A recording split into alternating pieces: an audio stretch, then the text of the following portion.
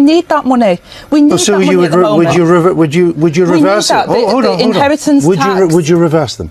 I think that at the moment, cutting at a time where we need those services and people need those services is the wrong decision to make. But I'm asking you, would you reverse the cut in corporation tax? But I'm telling you, Andrew, that our priority is you're not... not telling me the question. I am. I'm answer. saying that the cuts in corporation tax, the cuts in inheritance tax, the cuts in capital gains tax... But what's the cut in capital gains tax? But what's really important, Andrew... No, excuse me, I'm asking you a question. What's the cut in the capital gains tax?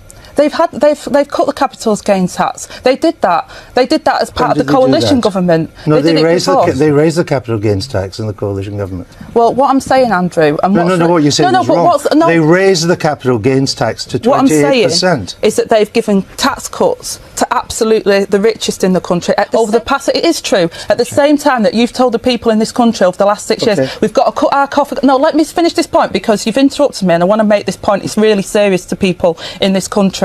What would the capital gains tax be under a Labour government, and how much would that raise compared to now? But I've told you, Andrew, what our priority is. It's about how we invest in our public services. No, I'm asking you how you would raise the money. How much money would you recoup? Cut those taxes. Excuse me, it's important you answer the questions because you want people's votes.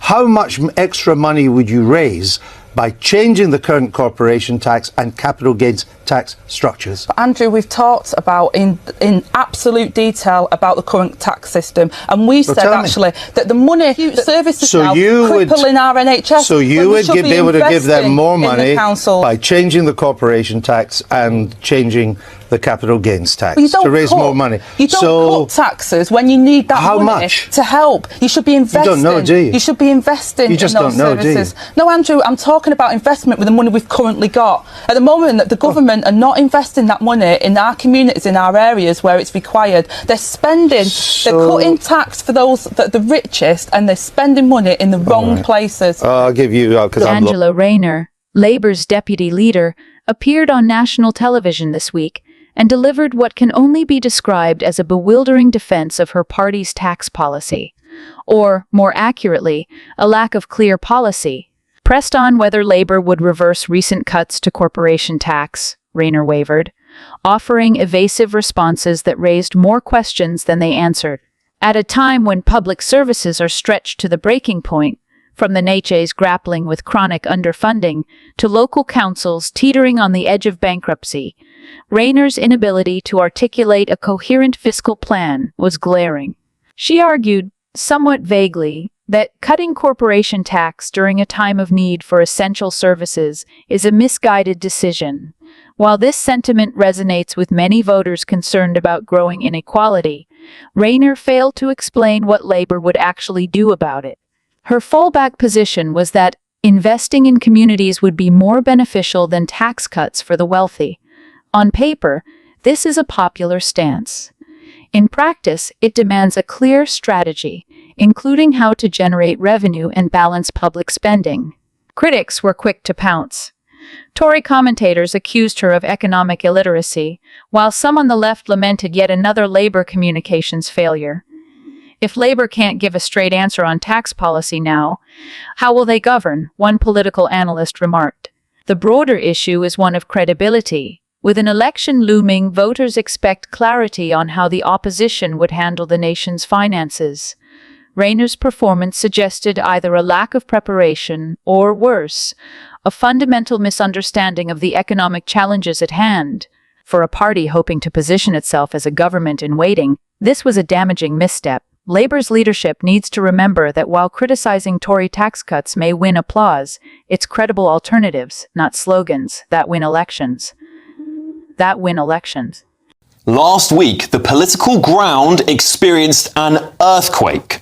Reform UK stormed the local elections, delivering Sir Keir Starmer the worst defeat of any incoming Prime Minister in nearly 50 years. And the Conservative Party, well, they were gutted, weren't they? Over 600 seats lost, even in their heartlands. That marked the first time since 1889, when the modern local government system was first established, that the Conservative Party has failed to secure a majority on any council. Quite some stuff, really, isn't it? Since Thursday, though, Reform's tremendous rise has had some commentators asking what their local policy stances are, as seemingly some of their already floated policy promises have been claimed to have no authority on what they're talking about, i.e. they're talking about matters that are to do with the government, not local authorities. Well, here is what Dame Andrea Jenkyns said shortly after her election to Mayor of Greater Lincolnshire. I say no to putting people in hotels. Tents are good enough for France, they should be good enough for here in Britain. The leader of Reform UK, Nigel Farage, also made big promises. We are going to be quite round on the job, so things are going to be different. We can't wave magic wands, we don't pretend to, but it'll be a very different approach to local government. So is this ambition overreach, or is it another media stitch-up? Well, joining me now is Reform UK's councillor Jamie McIver, and my panel also here today, former Conservative MP and Minister Sir John Redwood, and political commentator and Labour councillor Dominic Moffat. John, well, let's start with you.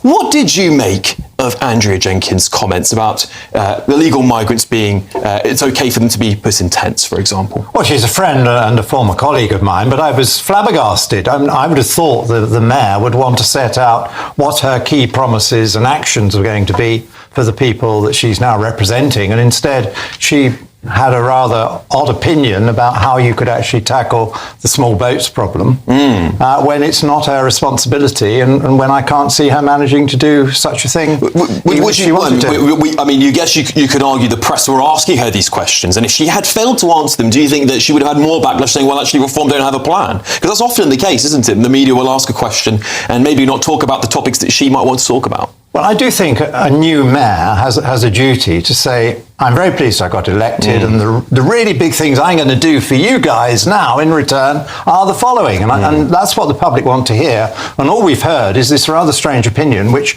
I think she won't be able to implement. And she doesn't have the powers to decide those things. It's Home Office duty. And if she tried to intrude, then she's going to waste all the time and money of the council on legal actions about something she doesn't properly control. That's not a great start. Yeah. Newly elected Mayor of Greater Lincolnshire, Andrea Jenkyns, wasted no time diving into national controversies after her recent victory.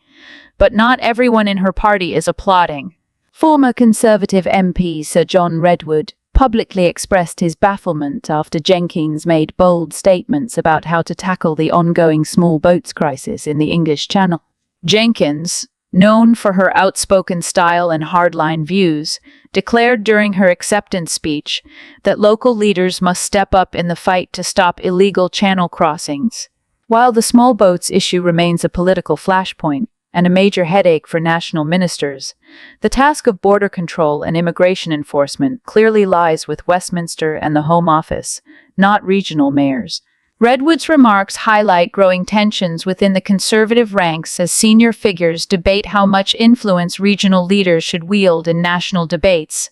Some Tory insiders view Jenkyns' comments as a savvy move to bolster her profile and appeal to the party's right-wing base. Others, like Redwood, fear such rhetoric overreaches local authority and could confuse voters about who is actually responsible for immigration policy. Political observers note that while mayors can play a role in community integration and policing, the complex legal and diplomatic issues surrounding cross-channel migration remain firmly in the hands of national government. This isn't about local potholes or bus routes. One Conservative strategist noted, it's about international law, border security agreements, and asylum policy. No mayor, however ambitious, can change that. Whether Jenkyns' comments signal a new assertive approach among regional Conservatives or just a political misstep remains to be seen. But one thing is clear, the small boats crisis is proving divisive, even within the party that has vowed repeatedly to stop the boats.